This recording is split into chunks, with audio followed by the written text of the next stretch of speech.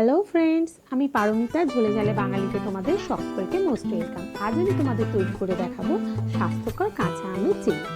আমি যে জেলিটা তৈরি করে দেখাচ্ছি সেটা খুব সুস্বাদু হবে এবং এই জেলিতে কোনো রকম জেলিটি অথবা কেমিক্যাল ব্যবহার আমি করিনি। তোমরা খুব সহজেই যে কেউ এই জেলিটা বানিয়ে ফেলতে পারবে। আর এখন গ্রীষ্মকাল চলছে, সকলে আম খেতে ভালোবাসি আর সকলের হাতের কাছে আম পাওয়াই যাবে। আর বাড়িতে সামান্য চিনি তো থাকেই, আর সহজেই এই জেলিটা তোমরা বানিয়ে ফেলতে পারবে। চলো দেখে নিই কী কী লাগছে এই জেলি বানাতে। আমি এখানে 500 গ্রাম আম নিয়েছি, আর যতটা আম হবে ঠিক তার 1 গুণ বেশি জল হবে। যদি 500 গ্রাম আম হয় তাহলে 600 গ্রাম জল ব্যবহার করতে হবে। আমগুলোকে দেখো এরকম ছোট ছোট টুকরো করে নিয়েছি যাতে তাড়াতাড়ি সিদ্ধ হয়ে যায়, আর জল নিয়ে নিয়েছি। আমি এখানে 500 গ্রাম আম আর 600 গ্রাম জল নিয়েছি।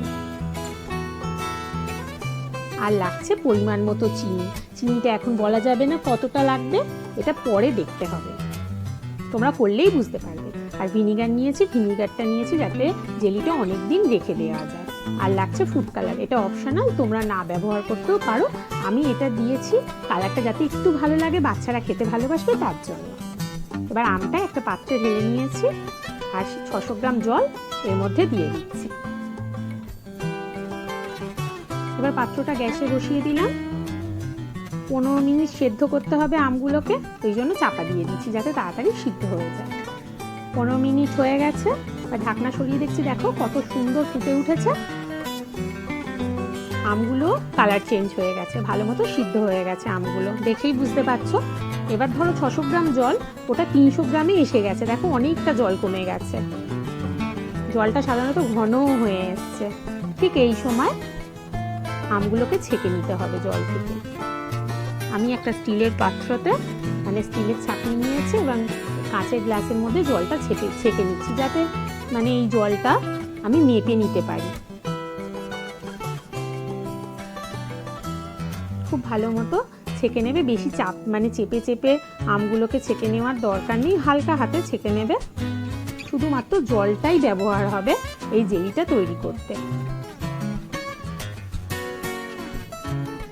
আর এই আম সিদ্ধ জলটা খুব ভালো মতো মেপে নিতে হবে, কারণ যতটা জল ঠিক ততটাই চিনি ব্যবহার করতে হবে এই জেলিটা তৈরি করতে। এই সিদ্ধ আমগুলো ফেলে দেওয়ার দরকার নেই, ওই আমগুলো মিক্সিতে ভালো মতো পেস্ট করে নিয়ে ফ্রিজে রেখে দেবে, আম পান্না করে খেতে পারবে, তাই এই আমগুলোকে ফেলবে না।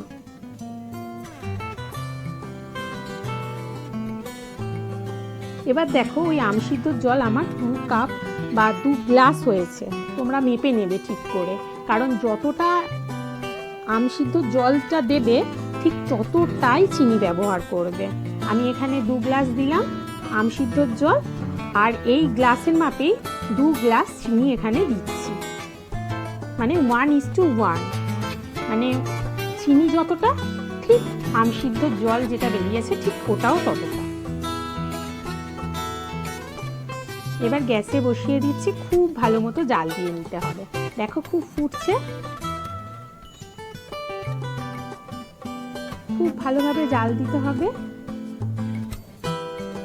10-15 মিনিট ধরে খুব ভালোভাবে জাল দেবে, কারণ এই আমের পাকটাই হচ্ছে মেন, জেলিটা এর ওপরই নির্ভর করবে কতটা সুন্দর হবে। খুব ভালো মতো পাকটা হয়ে গেছে, দেখেছো অনেক কমে গেছে, দেখেই বুঝতে পারছো। এবার আমি 1 ড্রপ গ্রিন কালার দিয়ে দিলাম। এই গ্রিন কালারটা অপশনাল, তোমরা ইচ্ছা না হলে দেবে না। তোমরা যদি গ্রিন কালার না ইউজ করো, অফ হোয়াইট কালারের জেলিটা হবে। বাচ্চারা সাধারণত কালারফুল জিনিস ভালোবাসে, তার জন্য আমি এখানে 1 ড্রপ গ্রিন কালার দিয়েছি। খুব ভালো মতো ফুটে গেছে, আমি এবার দেখে নেব জেলিটা হয়েছে কিনা। দেখেই বুঝতে পারছো কতটা ঘন হয়ে গেছে। এবার এরকম হাত দিয়ে খুব সাবধানে দেখে নেবে যে জেলিটা পারফেক্ট হয়েছে কিনা। দেখো এক তারের মতো হচ্ছে, তাহলে জেলিটা আমার পারফেক্ট হয়ে গেছে। তাও আমি আরো ভালো করে দেখিয়ে দিচ্ছি।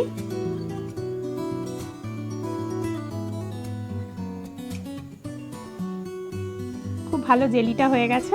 এবার আমি একটা প্লেটের মধ্যে নিয়ে নিচ্ছি, নিয়ে কিছুক্ষণ রাখবে, দেখবে জেলিটা ঠিকমতো সেট হয়ে গেছে। দেখো কত সুন্দর সেট হয়ে গেছে জেলিটা, পুরো পারফেক্ট জেলি আমার রেডি। এবার আমি এখানে ভিনিগারটা দিয়ে দিচ্ছি, তোমরা চাইলে এখানে লেবুর রসও দিয়ে দিতে পারো, এর ফলে বহুদিন জেলিটা ভালো থাকবে। এবার আমি গ্যাসটা অফ করে দিচ্ছি। এবার কাঁচের এরকম দুটো বোতল নিয়েছি, কারণ এই গরম থাকাকালীন জেলিটা এই বোতলের মধ্যে ঢেলে দিতে হবে, যাতে জেলিটা ঠান্ডা হলে সেট হয়ে যায়। এবার আমি একটি স্টিলের ছাঁকনি দিয়ে গরম জেলিটাকে এর মধ্যে ঢেলে দিচ্ছি। বোতলে দেখো ঢালা হয়ে গেছে। 6 থেকে 7 ঘন্টা রেখে দেবে, এমনি ঠান্ডা হয়ে যাবে। ঠান্ডা হয়ে গেলেই জেলিটা পুরোপুরি সেট হয়ে যাবে। দেখো কত সুন্দর কালার হয়েছে, কোনো রকম কেমিক্যাল এর মধ্যে ব্যবহার হলো না, খুব সহজেই তৈরি হয়ে গেল এই জেলিটা। আমার 4 ঘন্টাতেই এই জেলিটা পুরোপুরি সেট হয়ে গেছে, দেখে নাও। দেখো আমি উল্টাচ্ছি, কোনো রকম ভাবেই পড়ছে না। তোমরা যদি চাও একটু ঠান্ডা হলে ফ্রিজেও ঢুকিয়ে রেখে দিতে পারো, তাহলে আরও ভালো মতো সেট হয়ে যায়। দেখো আমি এরকম একটা ছোট বাটিতেও রেখেছি, কত সুন্দর জেলিটা সেট হয়েছে, উল্টালেও পড়ছে না।